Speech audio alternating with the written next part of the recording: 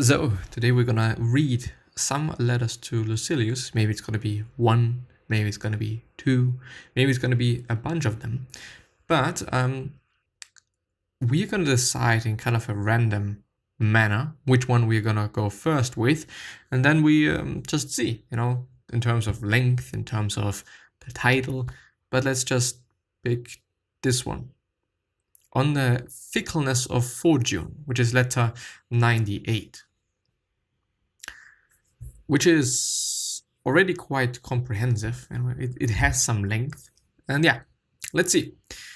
On the fickleness of fortune, the first, I think, paragraph. I actually do not know what the numbers are standing for, but first, you need never believe that anyone who depends upon happiness is happy. It is a fragile support, this delight in adventitious things. The joy which entered from without will someday depart. But that joy which springs wholly from oneself is leal and sound. It increases and attends us to the last, while all other things which provoke the admiration of the crowd are but temporary goods. You may reply, what do you mean? Cannot such things serve both for utility and for delight? Of course, but only if they depend on us and not we on them. The second, all things that fortune looks upon become productive and pleasant, only if he who possesses them is in possession also of himself, and is not in the power of what or that which belongs to him.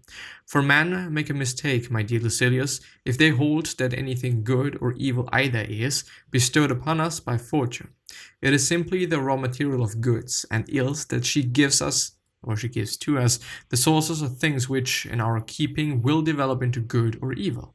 For the soul is more powerful than any sort of fortune, but its own agency, it guides its affairs in either direction, and of its own power it can produce a happy life or a wretched one. The third, a bad man makes everything bad, even things which had come with the appearance of what is best, but the upright and honest man corrects the wrongs of fortune and softens hardship and bitterness because he knows how to endure them. He likewise accepts prosperity with appreciation and moderation, and stands up against trouble with steadiness and courage. Though a man be prudent, though he conduct all his interests with well-balanced judgment, though he attempt nothing beyond his strength, he will not attain the good which is unallowed or unalloyed and beyond the reach of threats, unless he is sure in dealing with that which is unsure. The fourth, for whether you prefer to observe other men, and it is easy to make up one's mind when judging the affairs of others, or whether you observe yourself with all prejudice laid aside, you will perceive and acknowledge that there is no utility in all these desirable and beloved things unless you equip yourself in opposition to the fickleness and chance and its consequences, and unless you repeat to yourself often and uncomplainingly at every mishap the words, "Heaven decreed it otherwise." Which really reminds me of amor fati, love faith. No matter what is happening, love it. Don't merely like it, but love it. The fifth, nay, rather to adopt a phrase which is braver and nearer the truth, one on which you may more safely prop your spirit, say to yourself, whenever things turn out contrary to your expectation, heaven decreed better. If you are thus poised, nothing will affect you, and a man will be thus poised if he reflects on the possible ups and downs in human affairs before he feels their force, and if he comes to regard children or wife or property with the idea that he will not necessarily possess them always, and that he will not be any more wretched just because he ceases to possess them. Which is about negative visualization, imagining and visualizing that on some day, maybe in the future, things are not going to be that good. Things are actually going to be quite bad, and that you're not going to, quote unquote, possess children or your wife anymore. Maybe due to some other man, maybe due to death, maybe due to whatever. But by visualizing that, by making yourself ready for that, for the day to come, basically, when this day comes, it's not going to be that bad. It's not going to be that of a huge deal. Quite. The sixth one. It is tragic for the soul to be apprehensive of the future and wretched. I think it is wretched in anticipation of wretchedness, consumed with an anxious desire that the objects which give pleasure may remain in its possession to the very end. For such a soul will never be at rest. In waiting for the future, it will lose the present blessings which it might enjoy, and there is no difference between grief for something lost and the fear of losing it. Which is also one of the reasons why material possessions are, quite dangerous. Fuck off. Because nobody knows if you're gonna have them or if you're gonna possess them forever. If they're not gonna be stolen, if you're gonna lose them, if you kind of get rid of them in some kind of other way. The seventh one. But I do not for this reason advise you to be indifferent. Rather, do you turn aside from your whatever may cause fear. Be sure to foresee whatever can be foreseen by planning. Observe and avoid, long before it happens, anything that is likely to do you harm.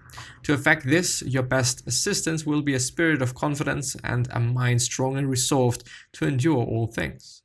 He who can bear fortune can also beware of fortune.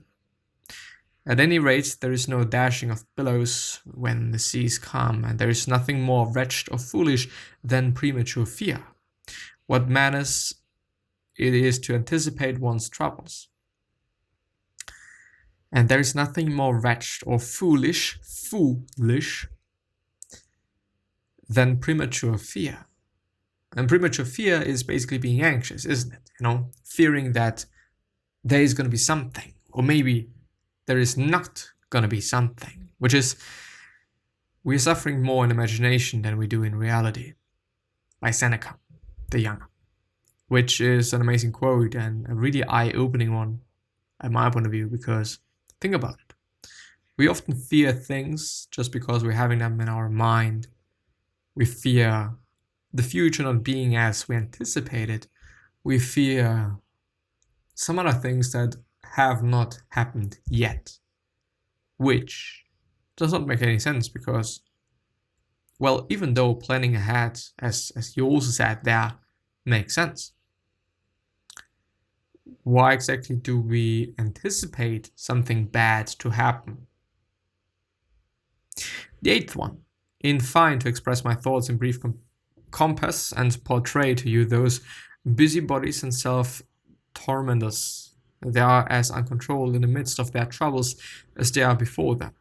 He suffers more than is necessary who suffers before it is necessary. This is also an amazing one. He who suffers more than is necessary, who suffers before it is necessary. Such men do not weigh the amount of their suffering by reason of the same failing, which prevents them from being ready for it, and with the same lack of restraint, they fondly imagine that their luck will last forever, and fondly imagine that their gains are bound to increase as well as merely continue. They forget this springboard on which mortal things are tossed, and they guarantee for themselves exclusively a steady continuance of the gifts of chance. The ninth one. For this very reason I regard as excellent the saying of Metrodorus in a letter of consolation to his sister on the loss of her son, a lad of great promise. All the good of mortal is mortal. He is referring to those goods towards which men rush in shoals, or shoals, whatever. For the real good does not perish, it is certain and lasting, and it consists of wisdom and virtue. It is the only immortal thing that falls to mortal lot. 10, or the 10th point. But men are so wayward and so forgetful of their goal and of the points towards which every day jostles them, and they are surprised at losing anything, although someday they are bound to lose everything. Anything of which you are entitled, the owner is in your possession, but is not your own. For there is no strength in that which is weak, nor anything lasting and invincible in which is frail. We must lose our lives as surely as we lose our property, and this, if we understand the truth, is itself a consolation. Loss or lose it with equanimity, for you must lose your life also. The 11th one. What reasons or what resource do we find then in the face of these losses? Simply this, to keep in memory the things we have lost and not to suffer the enjoyment which we have derived from them to pass away along with them. To have may be taken from us, to have had never. A man is thankless in the highest degree if after losing something he feels no obligation for having received it. Chance robs us of the things, but leaves us its use and its enjoyment. And we have lost this if we are so unfair as to regret. The 12th, just say to yourself, of all these experiences that seem so frightful, none is insuperable, I think. Separate trials have been overcome by many. Fire by Mucius, crucifixion by Regulus, poison by Socrates, exile by Rutilius, and a sword inflicted death by Cato. Therefore, let us also overcome something. Which I've read before, and it is still amazing if you think about it. The 13th, again, those objects which attract the crowd on the appearance of beauty and happiness have been scorned by many men and on many occasions. Fabricius, when he was general, refused riches, and when he was censor, branded them with disapproval. Tubero deemed poverty worthy both of himself and of the deity on the capital, when by the use of gods could still use. By the use of earthware, dishes at a public festival, he showed that man should be satisfied with that which the gods could still use. The elder Sixtius rejected the honors of office. He was born with an obligation to take part in public affairs, and yet would not accept the broad stripe, even when they deified. Julius offered it to him, for he understood that what can be given can also be taken away. Let us also therefore carry out some courageous act of our own accord. Let us be included among the ideal types of history.